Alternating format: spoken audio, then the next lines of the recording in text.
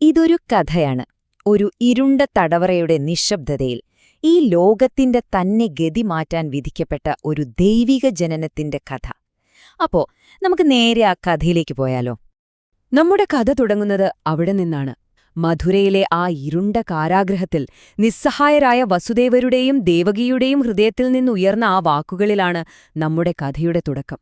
അവർക്കു ചുറ്റുമുള്ളത് നിരാശയുടെ മതിലുകൾ മാത്രം. അപ്പോ ഈ ദുരന്തത്തിനെല്ലാം കാരണമായ ആരാണെന്നല്ലേ? കംസൻ. സ്വന്തം സഹോദരിയോടുള്ള സ്നേഹം എങ്ങനെയാണ് ഒരു സ്വേച്ഛാധിപതിയുടെ അടങ്ങാത്ത ഭയമായി മാറിയതെന്ന് നമുക്കൊന്ന് നോക്കാം. കഥയുടെ തുടക്കം ദേവികയുടെ വിവാഹഘോഷയാത്രയിലാണ്. ഒന്ന് ആലോചിച്ചു നോക്കൂ. സ്നേഹനിധിയായ സഹോദരൻ കംസൻ തന്നെ ദേവികയെയും ഭർത്താവിനെയും തേരിലിരുത്തി കൊണ്ടുപോകുന്നു. എല്ലാം സന്തോഷം. പെട്ടെന്നാണ് ആകാശത്തു നിന്നൊരു ശബ്ദം മുഴങ്ങുന്നത്. കംസ, കേൾക്കൂ, ദേവികയുടെ 8ാമത്തെ പുത്രൻ നിന്റെ അന്ധകനായിരിക്കും. ആ ഒരൊറ്റ നിമിഷം മതിയായിരുന്നു എല്ലാം തകിടം മറിയാൻ. കംസന്റെ സ്നേഹം ഭയമായി മാറി.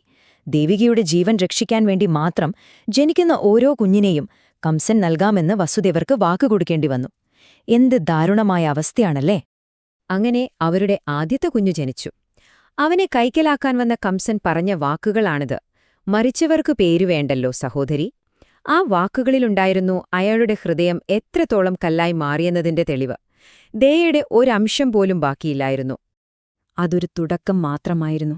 സഹിക്കാൻ പറ്റാത്തത്രയും നഷ്ടങ്ങളുടെ ഒരു കാലഘട്ടത്തിന്റെ തുടക്കം. ആ തടവറയിലെ ഓരോ ജനനവും അവസാനിച്ചത് ഒരേ കരിങ്കല്ലിൽ, ചോരയിൽ കുതിർന്നാണ്. എന്നാൽ ഈ ദുരന്തം അവരെ രണ്ടുപേരെയും ബാധിച്ചത് രണ്ട് രീതിയിലായിരുന്നു. ഒരു വശത്ത് വസുദേവർ ദുഃഖത്തിൽ മുങ്ങിത്താഴുകയായിരുന്നു. ഈ വേദന ഒരു മല പോലെ ഞങ്ങളെ ഞെരിക്കുന്നു എന്ന് അദ്ദേഹം വിലപിച്ചു. മറുവശത്തോ ദേവകി. അവരുടെ ദുഃഖം ഒരു അഗ്നിയായി മാറി. അവർ പറഞ്ഞു, ഇനിയിത് നമ്മളെക്കുറിച്ചല്ല, ഈ ലോകത്തെ കംസൻ എന്ന തിന്മയിൽ നിന്നും മോചിപ്പിക്കുന്നതിനെക്കുറിച്ചാണ്. എന്തൊരു മാറ്റമല്ലേ! ഒന്നല്ല, രണ്ടല്ല, 6 കുഞ്ഞുങ്ങൾ, 6 ജീവനുകളാണ് കംസന്റെ ക്രൂരതയ്ക്കിരയായത്. ആ ഒരൊറ്റ സംഖ്യ മതി വർഷങ്ങളോളം നീണ്ട ആ ദുരന്തത്തിന്റെ ആഴം മനസ്സിലാക്കാൻ. അങ്ങനെ 7ാമത്തെ ഗർഭം. പക്ഷെ അവിടെ ഒരു അത്ഭുതം സംഭവിച്ചു. ആ ഗർഭം ഒരു ദിവസം പെട്ടെന്ന് അപ്രത്യക്ഷമായി. എന്താ സംഭവിച്ചതെന്നല്ലേ? ഇവിടെയാണ് യോഗമായയുടെ രംഗപ്രവേശം. ദൈവീകമായ മായയുടെ ദേവതയാണ് യോഗമായ. ദേവി ആ ഗർഭത്തെ വളരെ രഹസ്യമായി ദേവികിയുടെ ഉദരത്തിൽ നിന്ന് വസുദേവരുടെ മറ്റൊരു ഭാര്യയായ രോഹിണിയിലേക്ക് മാറ്റി, ആരും അറിയാതെ. ഇനി കഥയുടെ ഗതി മാറുകയാണ്. നിരാശയുടെ ആ കനത്ത ഇരുട്ടിലേക്ക് പ്രതീക്ഷയുടെ ഒരു തിരുനാളം വരുന്നു. അത്ഭുതങ്ങളുടെ ഒരു രാത്രി. രക്ഷകന്റെ വരവിനായി പ്രകൃതി പോലും ഒരുങ്ങിക്കഴിഞ്ഞിരുന്നു. 8ാമത്തെ ഗർഭത്തെക്കുറിച്ച് ദേവകി പറഞ്ഞ ഒരു വാചകമുണ്ട്. ഞാനല്ല അവനെ ചുമക്കുന്നത്, അവനാണ് എന്നെ ചുമക്കുന്നത്. നോക്കൂ, ആ വാക്കുകളിൽ എല്ലാമുണ്ട്. താന്റെ ഉദരത്തിലുള്ളത് ഒരു സാധാരണ കുഞ്ഞല്ല, മറിച്ച് പ്രപഞ്ചത്തെ മുഴുവൻ താങ്ങുന്നൊരു ദൈവീക ശക്തിയാണെന്ന് ആ അമ്മ തിരിച്ചറിഞ്ഞിരുന്നു. അങ്ങനെ ആ അർദ്ധരാത്രിയില് കൃഷ്ണൻ ജനിച്ചു. ആ നിമിഷം ആ തടവറയില് അത്ഭുതങ്ങൾ ഒന്നിനു പുറകെ ഒന്നായി നടന്നു. പന്തങ്ങൾ ആളിക്കത്തി, കാവൽക്കാരെല്ലാവരും ഗാഢനിദ്രയിലായി. അടഞ്ഞുകിടന്ന ആ ഭീമാകാരമായ വാതിലുകൾ തനിയെ തുറന്നു. അപ്പോഴുതാ ആകാശത്തു നിന്നൊരു ദിവ്യശബ്ദം മുഴങ്ങുന്നു. ആ ദിവ്യശബ്ദം വസുദേവർക്ക് വ്യക്തമായ നിർദ്ദേശങ്ങൾ നൽകി. 1. ഈ കുഞ്ഞിനെ ഉടൻ ഗോകുലത്തിലെത്തിക്കണം. 2. അതിനായി കരകവിഞ്ഞൊഴുകുന്ന യമുനാ നദി മുറിച്ചുകടക്കണം. 3. അവിടെ യശോദ പ്രസവിച്ച പെൺകുഞ്ഞുമായി ഈ ആൺകുഞ്ഞിനെ മാറ്റണം. 4. അവസാനം ആ പെൺകുഞ്ഞുമായി തിരിച്ച് ഈ തടവറയിലേക്ക് തന്നെ വരണം. അങ്ങനെ ഒരു കൈയിൽ തന്റെ ഉണ്ണിയുമായി വസുദേവർ ആ യാത്രയ്ക്ക് തയ്യാറായി. ഇത് കഥയിലെ ഏറ്റവും നിർണായകമായൊരു നിമിഷമാണ്.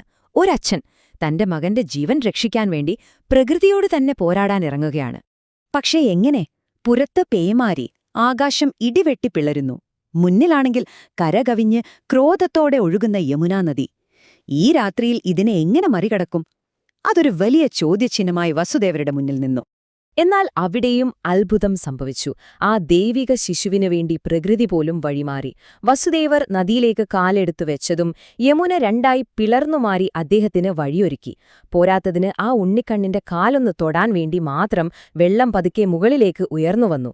പിന്നെ മഴ കൊള്ളാതിരിക്കാൻ നാഗരാജാവായ വാസുകി തന്റെ 1000 തലകളെ വിരിച്ച് ഒരു കുടയായി അവർക്ക് മുകളിൽ നിന്നു. എന്തൊരു കാഴ്ചയായിരുന്നിരിക്കണമത്! വസുദേവർ ആ പെൺകുഞ്ഞുമായി തടവറയിൽ തിരിച്ചെത്തി.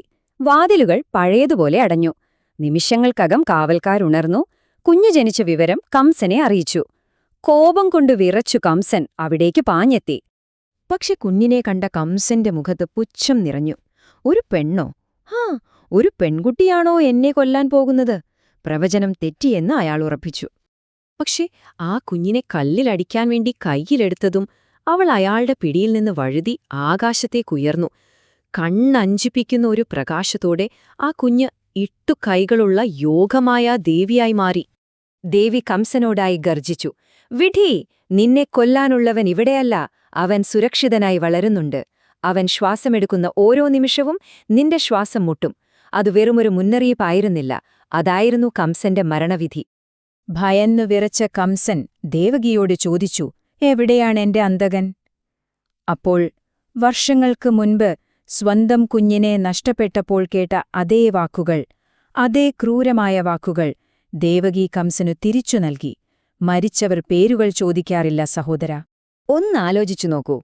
ഒരു സ്വേച്ഛാധിപതിക്ക് തന്റെ നാശത്തെ നേരിട്ട് കാണാനോ നശിപ്പിക്കാനോ കഴിയില്ലെങ്കിൽ എന്ത് സംഭവിക്കും? തന്റെ അന്ത്യം ദൂരെ എവിടെയോ ഒരു കുട്ടിയായി വളർന്നുവരുന്നു എന്ന അറിവ് അയാളെ എങ്ങനെയായിരിക്കും വേട്ടയാടുക? ആ ചോദ്യമാണ് കംസന്റെ ഉറക്കം കെടുത്തിയത്.